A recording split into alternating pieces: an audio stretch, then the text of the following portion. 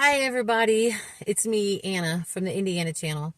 Will you please hit like, subscribe, and the notification button to help me keep building my channel? And will you share my video? Ta-ching! Happy Friday! Oh my gosh, it's Friday. It's the weekend, and I get to spend some time with my puppy, and I get to see my kids and grandkids this weekend, so I'm super excited. And I've thought about this all day today, actually all week. I want to talk about, it was my birthday Wednesday, so I'm really excited. November 15th on Wednesday, I turned 55 years old. Hearing me say those words is exactly what I want to talk about. Like, I am 55 years old. I never thought I would live to be 55 years old. The lifestyle that I lived, the way the addiction and alcoholism took a toll on my life, my mental stability, the things that I put my body through, the things that I experienced, the lifestyle that I led. If life was fair, I wouldn't be here today, but I am, and I'm here by the grace of God, and by the 12 steps, and by recovery, and by wanting to change, and being open-minded, honest, and willing. Well, it's supposed to be HOW, how. Honest, open-minded, and willing to have another perception, to be honest, to tell people the truth, to clean up the wreckage of my past, and to realize that the way that I live in was not right. I think I explained this a long time ago, and when I talked about my first step, even admitting that I was an alcoholic, was difficult for me. But, luckily I had a good sponsor that kind of called me on my crap, which I've shared before. But what I want to talk about is, I want to share some real truth here. And I'm always honest in my videos. I never get really in depth about, how serious my addiction or my alcoholism was. But last weekend, my daughter asked me to look up some pictures for the year 2013 that she was looking for. So I went on my Google Photos and I went back to 2013, and I got into all the way down to December of 2013 and Christmas Eve. And man, I found a picture of me. I had died the night before. I mean, no, literally, I had overdosed. I had so much alcohol and so many different drugs in my system. It was Christmas Eve, 3 a.m. Christmas Eve on December 24th. And I was supposed to be at my daughter's house that night. And I remember waking up. Luckily, the man that I was with was a fireman, and he was able to bring me back to life. I remember opening my eyes, and he was slapping my face, and I was like, "What are you doing? Why are you hitting me?" And here I'm soaking wet because he had put me in the shower. But he saved my life. Because God wasn't done with me yet. I still have a purpose here. Whether this be my purpose, or just sharing my story, or being available to help other people, or being understanding. I haven't quite figured out what my whole purpose is yet. But I definitely know it's being of service of others, and to share my story so people don't feel alone. When I woke up from that, you would think that I would not use or drink again, but it wasn't. I never got completely sober until 2019. So obviously I lived a few more years in the hell that I call addiction. The disease really had power over me. And I hate this disease.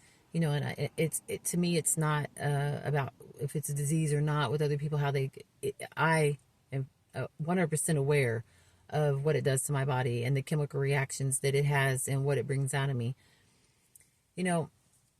What I've learned, though, along the way, because I had gotten sober a couple times prior to this, but this time I've really learned, and I'm still learning. I'm such a work in progress all the time. That a lot of us need to heal from our childhood trauma. A lot of people are suffering, and they are self-medicating, and it doesn't take long to awaken those demons, to create the addiction, to there's an allergic reaction that takes place inside of our body when we put something inside of us that creates a craving that we want more of anything, definitely, that will keep us out of self, more of anything that will mask any real feelings, or to take away the thoughts that we have that trigger, any kind of pain. None of us want to feel pain. But the truth is, we're killing ourselves. I mean, when I got sober this last time, I was spiritually, mentally, and physically dead. There was no other way for me to go. And I'm grateful today when I say that I just turned 55 years old, because it's a true miracle. God has blessed me in so many ways. But I wanted it so bad. Like, I didn't want to be that person, but I lived in so much fear of not thinking I could do it. I didn't think I could be totally honest with another human being about all the things that I had done, or all the things that had happened to me, or I didn't want people to know. I lived in fear of people knowing who I really was, or the parts of me that I lived in shame or guilt. Fear was paralyzing for me. And I still struggle with that sometimes, fear of rejection, fear of sharing who I really am, fear of embarrassing my kids, fear of, not getting what I want, fear. I mean, it can be, I have to really work through it. I definitely have to have faith to get through my fear. And a lot of good people in my life too. There's that. I have a very supportive network of people that will, call me on my shit. Let me know, what are you afraid of? Why are you holding back? Why are you not doing this? You could be doing this. But the truth is, addiction is it had a stronghold on me, and for me to wake up like all week before I turned 55, like, I don't know where or why, but I don't know if anybody's ever had such a spiritual high from gratitude. Well, I have. And the spiritual high that I was feeling all week before I turned 55, I'm sure I'm running around telling people, like, I'm getting ready to be 55. I'm getting ready to be 55. Like, I was so excited to be turning 55 years old. And so many people were like, okay. Like I wasn't trying to track down birthday presents or get happy birthdays. I am so stoked that I have made it to 55 years old. And I know God's not through with me yet. So there's that. But for me to be able to, I don't get to see my kids every day because everybody's got lives and it's busy. And I don't get to see my grandkids every day, but I get to see them and I get to talk to them and I get to, be a part of their lives when everybody is available.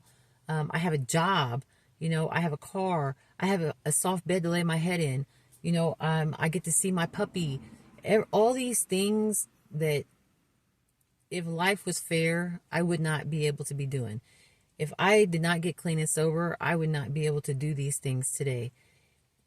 I feel the miracles in my life, and it's not just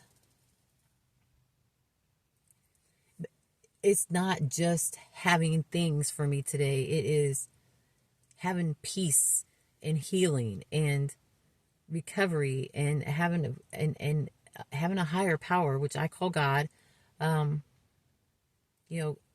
Life is so much better today. I've heard people say this, my best day drunk or high is still not as good as my worst day sober. There is so much truth to that. Not chasing a drug, not waking up with a hangover, not knowing where I'm going to go, or not having to hide from people because I'm messed up. The freedom that comes with that, and to be able to come and go as I please, and people trust me, and not being hustling and manipulating and lying and cheating and to get high, or to have somebody buy you a drink at the end of the bar or whatever. None of that. I live a very free. I just live free. My mind is mentally free. I know I got lost for words, and I do that all the time.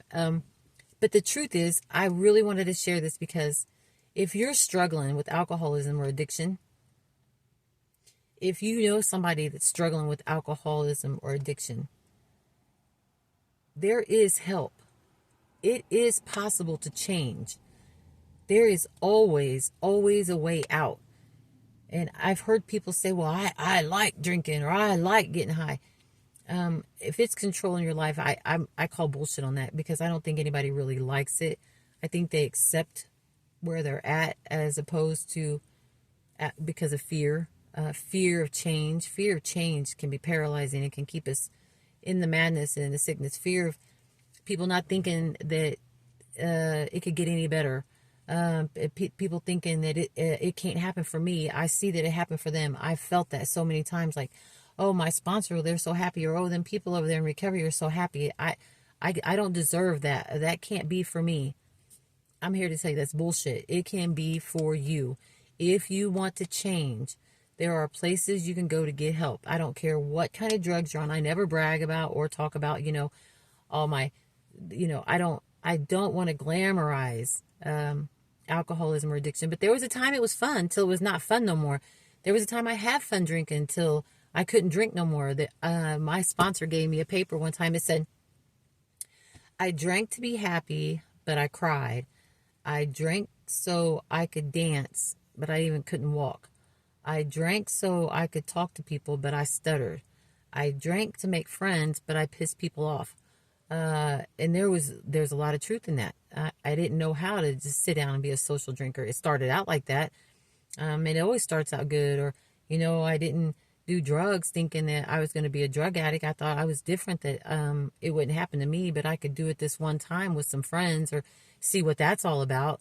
And it's just not who I am. I can't do one of anything, because one is too many and 1,000 is really never enough. And it changes who I am. It changes my person. It changes my character, my appearance, my desires. It takes away my goals. It takes away my peace of mind. It floods me with anxiety and worry and fear and stress. A person I never want to be again. And I learned this a long time ago, and I stand by this. Whenever I am in a situation and I see people that are drinking or anything like that, because it doesn't bother me that people drink. Some people can drink and it's okay. I can't. I cannot drink and be okay. But I can see who I was. Like, I can still play out the tape. I can remember waking up chained to a hospital bed. I can remember waking up on the floor of the Marion County Jail on the concrete, looking around like, where was I? I can remember waking up with puke down the front of me. I can remember waking up from an overdose, having my life saved. Like, I have not forgotten those things, and I will never forget where I've come from. But I know where I'm at today, and I know where I want to be. So I'm just going to keep doing this journey, and I'm going to keep going forward. And I'm going to keep telling people it can happen to you. All you have to do is want it and pick up a phone. All you have to do is really want and have the desire and be willing to tell the truth. It doesn't happen overnight. It does not happen overnight, but it does. It can happen. It does happen. There are so many people you see that's in recovery that made it. They started out exactly where you are right now, or your friend may be, or your son, or your daughter, or your child, or your mother. You can always plant a seed if it's not you. Anyway, I just wanted to share that today, because my gratitude for turning 55, especially after seeing that picture. And I may even put it in the description later. I haven't made up my mind yet, because I don't want to embarrass my kids. But yeah, I probably will. I probably will put the picture in the description to know that's where I was in 2013, and this is who I am today. And it's a miracle, and it's by the grace of God that I'm here. And I mean that from my heart. And the 12 steps. Anyway, with that being said, I love everybody, and I really, really do pray for the still sick and suffering alcoholic and addict that's out there, because it is no life, and there is no happiness and no freedom in that. And your family loves you, and your kids love you, and you are worth it. You are worth it. God loves you. Anyway, I love you guys. Everybody have a really good weekend. It's Friday, and I'm going to enjoy the rest of my weekend. So I really wanted to share that. I'm 55. Yay. Bye, everybody. Oh, will you please hit like, subscribe, and the notification button to help me keep building my channel? And will you share my video? Ta-ching. All right. Bye, you guys.